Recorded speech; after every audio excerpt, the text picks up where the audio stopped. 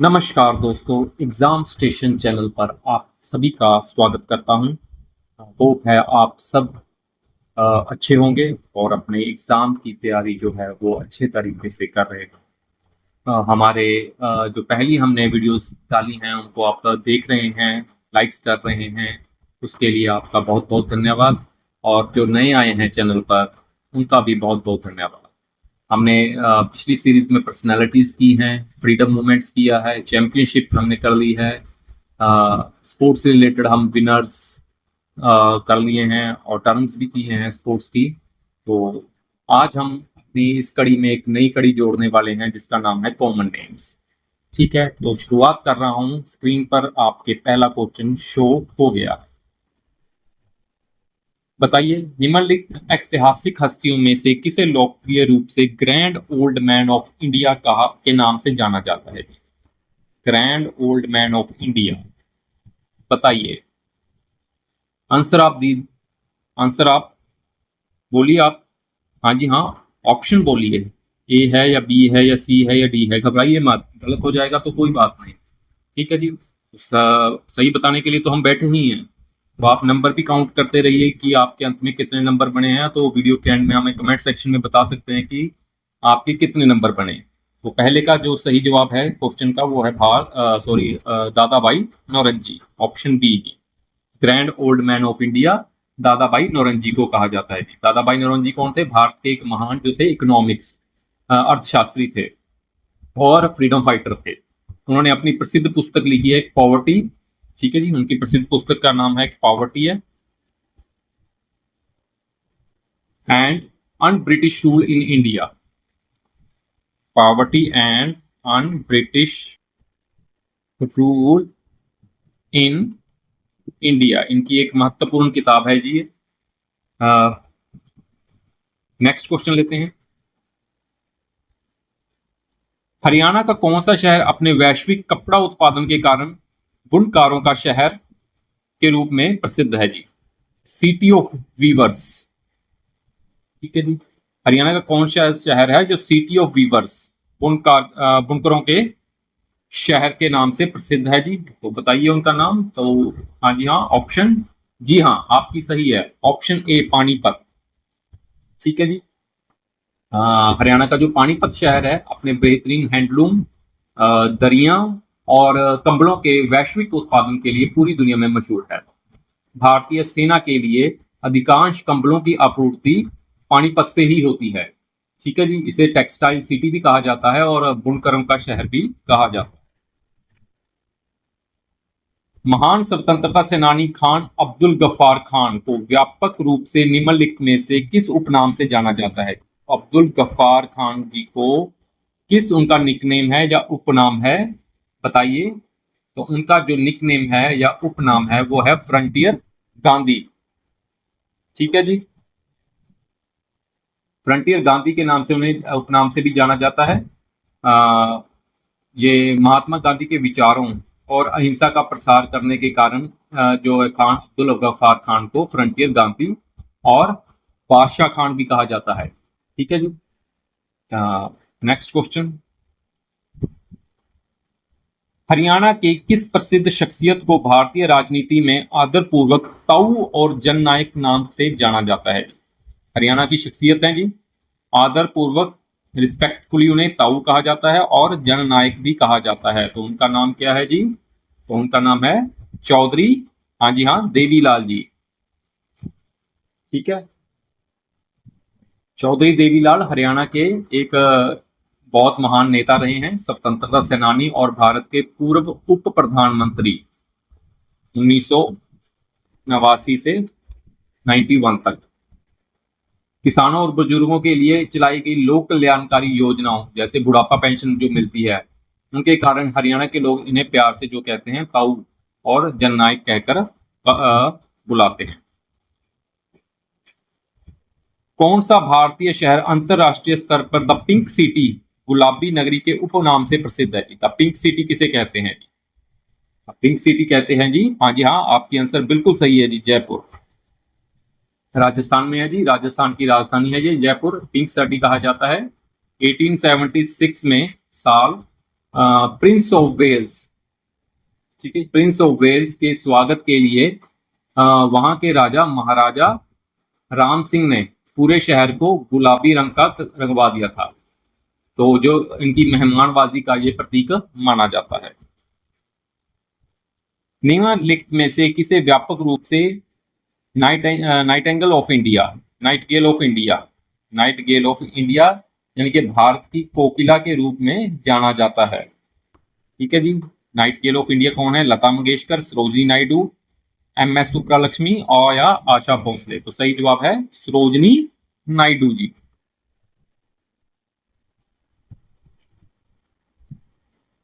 सरोजिनी नायडू कौन है? सरोजिनी नायडू एक प्रसिद्ध कवित्री हैं और स्वतंत्रता सेनानी भी रही हैं। उनकी जो मधुर कविताएं हैं और भाषणों के कारण महात्मा गांधी ने उन्हें भारत की कोकिला, नाइटगेल ऑफ इंडिया की जो है उपाधि दी थी। ठीक है जी। वह किसी भी भारतीय राज्य की पहली महिला राज्यपाल भी रही हैं, गवर्नर भी रह चुकी हैं। किस स्टेट की? यूपी की, उत्तर प्रदेश की। ठीक है जी। लता मंगेशकर जी को भी स्वर कोकिला या मेलोडी, उनको मेलोडी क्वीन कहा जाता है। ये दोनों में भ्रमित ना हो, जो लता मंगेशकर हैं उनको भी कहा जाता है, लेकिन उनको क्या कहा जाता है? स्वर कोकिला या मेलोडी क्वीन। हरियाणा के किस जिले को लोकप्रिय रूप से पीतल नगरी या ब्रास सिटी या बर्तनों का शहर कहा जाता है जी? पीतल नगरी हरियाणा का कौन सा शहर है जी? बताइए जी। हाँ जी, हाँ, रेवाड़ी वालों, आपने सही जवाब चुन लिया है। सही आपका आंसर। हरियाणा के रेवाड़ी जिले को पारंपरिक हस्तशिल्प और पीतल के बर्तनों के बड़े पैमाने पर निर्माण के लिए पीतल नगरी या बर्तनों का शहर भी कहा जाता है। जगाधरी में भी बर्तनों के लिए जाना जाता है, लेकिन ऐतिहासिक जो रूप में प्रमुख जिला है वो रेवाड़ी है। ठीक है जी। जगाधरी भी जाना जाता है, लेकिन जब क्वेश्चन आए तो रेवाड़ी जो है वो ऐतिहासिक है, ऐतिहासिक रूप से प्रमुख है। महान स्वतंत्रता सेनानी लाला लाजपत राय को प्रसिद्ध रूप से निम्नलिखित में से किस खिताब या उपनाम से सम्मानित किया गया था जी? लाला जी को, लाला लाजपत राय जी को, आप ऑप्शन है आपके सामने। लाला लाजपत राय जी को कहा गया था पंजाब केसरी जी। ऑप्शन बी, पंजाब केसरी के नाम से लाला जी को जाना जाता है। भारतीय राष्ट्रीय कांग्रेस के गर्म दल के वो लाल बाल पाल की जो तिकड़ी थी उनका हिस्सा थे। लाल बाल पाल यानी कि लाल, उन्हीं का नाम था लाला लाजपत राय जी का। उनकी जो वीरता है भाषणों और पंजाब में उनके महान नेतृत्व के कारण उन्हें पंजाब केसरी यानी कि पंजाब का शेर भी कहा जाता है। 1928 में साइमन कमीशन का विरोध करते हुए लाठीचार्ज के कारण वो बाद में शहीद हो गए थे। Which region city is known as the granary of India जी और the rice bowl of India? ठीक है जी। ग्रेनरी ऑफ इंडिया, भारत का अन्न भंडार किसे कहा जाता है जी? ठीक है जी। चावलों की भारत का अन्न भंडार, ठीक है जी, या रोटी की टोकरी भी कह सकते हैं, राइस बाउल ऑफ इंडिया। ठीक है जी, चावल की। तो जो वो कौन है, किस स्टेट को कहा जाता है? हरियाणा, पंजाब, आंध्र प्रदेश या वेस्ट बंगाल? तो सही जवाब है पंजाब। ठीक है, पंजाब को भारत का अन्न भंडार का या रोटी की टोकरी, ब्रेड ऑफ बास्केट भी कहा जाता है। ग्रीन रेवोल्यूशन जो आई थी, हरित क्रांति, उसके बाद उपजाऊ भूमि और बेहतरीन जो है सिंचाई प्रणाली के कारण पंजाब देश में गेहूं और चावल के लिए सेंट्रल पूल यानी कि केंद्रीय पूल में सबसे अधिक योगदान देने वाला राज्य है। हरियाणा में किसानों के प्रति अपनी कार्यों के लिए कौन प्रसिद्ध रूप से सर छोटू राम के नाम से जाने गए और उन्हें दीनबंधु की उपाधि से सम्मानित किया गया? दोबारा क्वेश्चन, हरियाणा में किसानों के प्रति अपने कार्यों के लिए कौन प्रसिद्ध रूप से सर छोटू राम के नाम से जाने गए और उन्हें दीनबंधु की उपाधि से जो सम्मानित किया गया, उनका नाम बताएं जी। 4 ऑप्शन आपके सामने है, राम रिचपाल, हरिचंद, छोटू सिंह और बलदेव सिंह। तो सही जवाब है राम रिचपाल जी। ठीक है जी, सर छोटू राम और दीनबंधु की उपाधि। किसानों के मसीहा कहे जाने वाले हैं सर छोटू राम जी, और इनका वास्तविक नाम था राम रिचपाल। ठीक है जी, उनका जन्म रोहतक में हुआ था, गढ़ी सांपला में। ठीक है, और उन्होंने किसानों के शाहूकारों को चुंगल से छुड़ाने के लिए कई ऐतिहासिक जो है कानून बनाए। बनवाए थे और उनके महान कार्यों के कारण उन्हें जो है दीन बंधु यानी कि गरीबों का भाई की उपाधि के नाम से भी नवाजा गया। भौगोलिक और वैश्विक रूप से किस देश को उगते सूरज की भूमि के नाम से जाना जाता है? उगते सूरज की भूमि, लैंड ऑफ राइजिंग सन। कौन है जी लैंड ऑफ राइजिंग सन?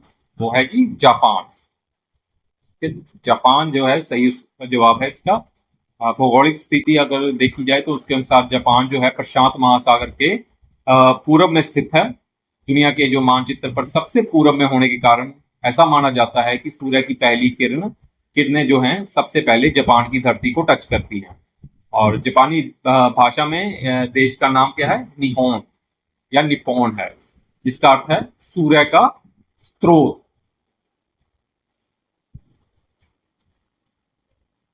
ऐतिहासिक नेता सुभाष चंद्र बोस को वैश्विक और राष्ट्रीय स्तर पर किस लोकप्रिय उपनाम से संबोधित किया जाता है? सुभाष चंद्र बोस जी को तो वो कहा जाता है जी नेताजी। बिल्कुल सही जवाब आपका। इंडियन आजाद हिंद फौज के जो सर्वोच्च कमांडर थे सुभाष चंद्र बोस को पूरी दुनिया में नेताजी के नाम से जाना जाता है। सेकेंड वर्ल्ड वॉर के दौरान जर्मनी में भारतीय सैनिकों और वहां के लोगों ने अपने अद्भुत नेतृत्व को देखकर उन्हें सबसे पहले नेताजी कहकर संबोधित करना शुरू किया था। उन्होंने एक नारा भी दिया था, तुम मुझे खून दो मैं तुम्हें आजादी दूंगा। अनेक मंदिरों की उपस्थिति के कारण हरियाणा के किस जिले को छोटी काशी के नाम से जाना जाता है? जहाँ पे मंदिर बहुत हैं, छोटी काशी। हाँ जी हाँ, बताइए कौन सी है वो? जी हाँ, भिवानी।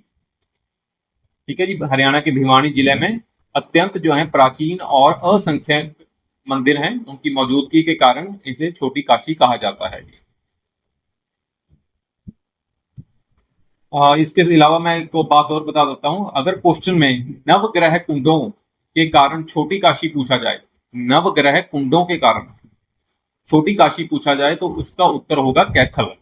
ठीक है, लेकिन सामान्य तौर पर जो मंदिरों की संख्या के आधार पर जो है वो भिवानी ही होगा। स्वर कोकिला जी आ गया दोबारा से। मेलोडी क्वीन शब्द का प्रयोग विश्व रूप से किस महान भारतीय गायक या गायिका के उपनाम के रूप में किया जाता है? हमने पहले इसका आंसर पढ़ लिया है, तो हाँ कोई मुश्किल नहीं होगा। लता मंगेशकर जी इसका सही जवाब है। ठीक है जी, भारत की सबसे महान पार्श्व गायिका लता मंगेशकर जी को उनकी सुरीली और दिव्य आवाज के कारण स्वर कोकिला या राष्ट्र की आवाज कहा जाता है। ठीक है जी, उन्होंने हजारों गाने गाए हैं, गानों की आवाज दी है।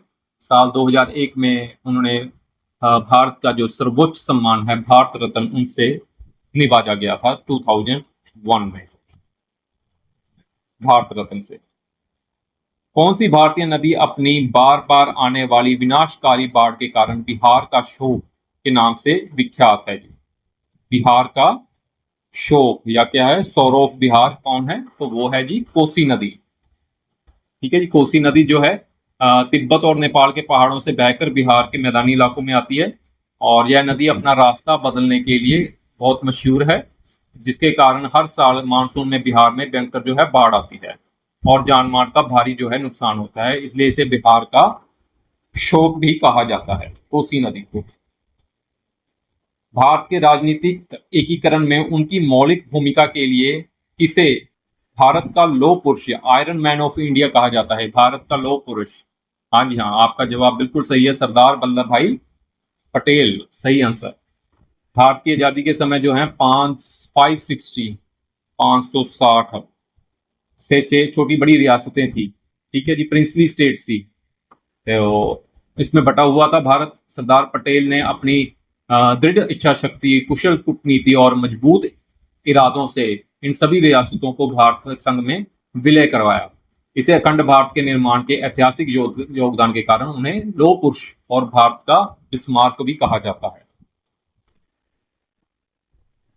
हरियाणा का कौन सा शहर भारत की साइबर सिटी और मिलेनियम सिटी के नाम रूप में जाना जाता है? साइबर सिटी और मिलेनियम सिटी कौन है जी? वो फरीदाबाद, गुरुग्राम, पंचकुला या अंबाला? तो सही जवाब है जी गुरुग्राम। ठीक है जी, गुरुग्राम को भारत का साइबर सिटी और मिलेनियम सिटी कहा जाता है। पिछले कुछ दशकों में यह शहर जो है फॉर्च्यून 500 कंपनियों, वो अंतर्राष्ट्रीय आईटी कंपनियों और बड़ी-बड़ी गगनचुंबी इमारतों के लिए वैश्विक हब के रूप में उभरा है। यह देश की जो है अग्रणी स्टार्टअप और तकनीकी केंद्रों में से एक है। रविंद्रनाथ टैगोर को महात्मा गांधी द्वारा निम्नलिखित में से कौन सी उपाधि या उपनाम दिया गया जी? रविंद्रनाथ टैगोर को महात्मा गांधी द्वारा कौन सा नाम दिया गया था? उनको दिया गया था जी गुरुदेव। ठीक है जी। रविंद्रनाथ टैगोर जो है एशिया के पहले व्यक्ति हैं जिन्हें 1913 में 1913 में उनकी महान कृति गीतांजलि के लिए साहित्य का जो है नोबेल प्राइज मिला था, नोबेल पुरस्कार मिला था।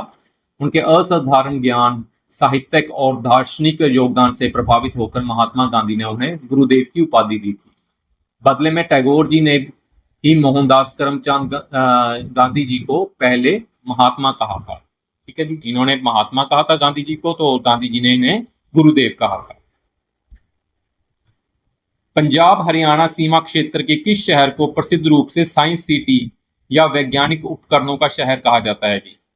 पंजाब हरियाणा बॉर्डर पर है जी, किस शहर को प्रसिद्ध रूप से साइंस सिटी कहा जाता है या वैज्ञानिक उपकरणों का शहर? ठीक है जी। कौन सा है वो बॉर्डर पर? अंबाला, जालंधर, पटियाला या कुरुक्षेत्र? तो वो है आंसर अंबाला। ठीक है जी। विज्ञान नगरी साइंस सिटी कौन सा है? अंबाला। हरियाणा के अंबाला शहर को साइबर सिटी की दर्ज पर साइबर और साइंस से जोड़कर देखा जाता है, लेकिन इसे मुख्य रूप से विज्ञान नगरी या वैज्ञानिक उपकरणों का शहर यानी कि सिटी ऑफ साइंटिफिक इंस्ट्रूमेंट्स कहा जाता है। पूरे भारत के लगभग जो है 35 से 40% जो वैज्ञानिक उपकरण है, जो यानी कि जो लैब का सामान है, माइक्रोस्कोप वगैरह एक्सेट्रा, ऐसा कुछ अकेले अंबाला में ही तैयार किया जाता है। 35 टू लेके 40% तक। भारतीय इतिहास में निम्नलिखित में से किससे प्रसिद्ध रूप से मैन ऑफ पीस के नाम से जाना जाता है? मैन ऑफ पीस, शांति पुरुष। शांति पुरुष कौन थे मैन ऑफ पीस? तो वही सही जवाब है लाल बहादुर शास्त्री जी। भारत के दूसरे प्रधानमंत्री लाल बहादुर शास्त्री जी ने को अपने बेहद जो है सादगीपूर्ण जीवन, ईमानदारी और शांत स्वभाव के लिए जाने जाते थे। उन्होंने हमेशा विवादों को शांति और बातचीत में सुलझाने पर जोर दिया, जिसके कारण उन्हें मैन ऑफ द पीस कहा गया। 1965 के जब भारत और पाकिस्तान युद्ध के समय भी उन्हें देश को एकजुट करने के लिए प्रसिद्ध नारा दिया था, जय जवान जय किसान। ठीक है जी। तो ये हमारे आज की वीडियोस के 20 क्वेश्चन थे। अगर आप यहाँ तक आए हैं तो एक लाइक जरूर कर दीजिए, और नेक्स्ट भी हम आपके साथ वीडियोस ऐसे ही लाते रहेंगे और आपके साथ शेयर करते रहेंगे। मिलते हैं जी नई वीडियो के साथ नए दिन। तब तक के लिए आपका बहुत बहुत धन्यवाद।